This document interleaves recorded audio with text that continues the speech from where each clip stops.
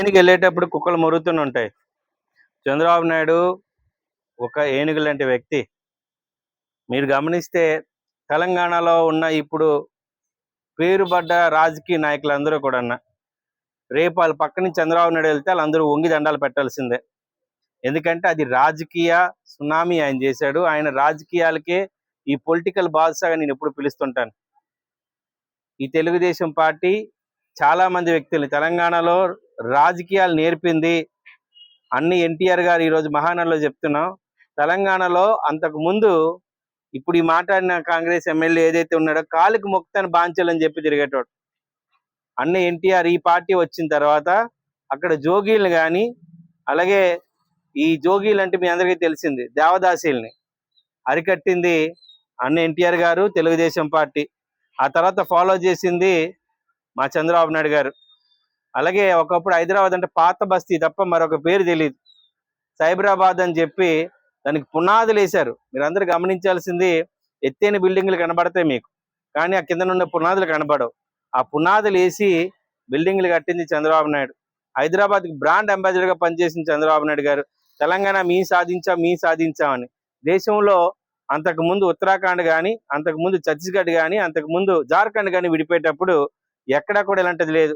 కాంగ్రెస్ ప్రభుత్వం ఒక కుట్రపూరితంగా ఆంధ్రప్రదేశ్ని విభజించారు, తెలుగు వాళ్ళని విభజించారు. సరే, విభజన అయిపోయింది, అయినా ఇంకా సిగ్గు లేకుండా మేము తెలంగాణలో మేము ఆంధ్ర వాళ్ళు అంటారు. ఆంధ్ర వాళ్ళు లేకపోతే తెలంగాణ లేదయా. తెలంగాణకి బతుకు పెట్టాం, తెలంగాణలో కలిసి మేము అన్నదమ్ములుగా ఉన్నాం, తెలుగువారం అయి ఉన్నాం. రేపు ప్రపంచాన్ని కలిసి వెళ్ళి ముందుకెళ్ళాలనుకుంటే నువ్వు ఇంకా కూడా పాత చింతపండు పద్ధతిలాగా నేను తెలంగాణని నువ్వు ఆంధ్ర ఓడవని బౌండరీలు గీసుకుంటున్నావు. ప్రపంచం మొత్తం ఒక చిన్న విలేజ్ అయిపోయింది, గ్లోబల్ విలేజ్ అని పిలుచుకుంటున్నావు. ఈ రోజు నువ్వు లండన్లో ఉంటావు, సాయంత్రం అయితే ఇంకో కంట్రీలో ఉంటున్నావు. అంత చిన్న గ్లోబల్ విలేజ్ అయిపోయినా ఇంకా కూడా నీ మందబుద్ధితో ఇంకా తెలంగాణ అంటున్నావు. తెలంగాణ రెవెన్యూలు ఆంధ్రాలో ఎంత ఇస్తున్నారు ఆలోచించండి. కంపెనీలు పెట్టింది ఎవరు? ఇండస్ట్రీస్ నడుపుతుంది ఎవరు? ఉద్యోగాలు ఇస్తుంది ఎవరు? ఇప్పటికైనా చెప్తున్నా, తెలంగాణ సమాజానికి, తెలంగాణ ప్రజానికానికి వీళ్ళు ఈ రాజకీయ బతుకు కోసం ఇంకా తెలంగాణ అనే సెంటిమెంట్ పెట్టుకుంటున్నారు.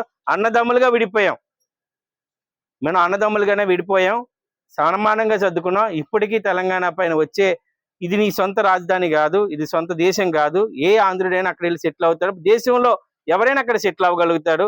ఇల్లు కొనుక్కోవాలనుకుంటే కొనుక్కోవచ్చు, ఇల్లు కట్టుకోవాలంటే కట్టుకోవచ్చు.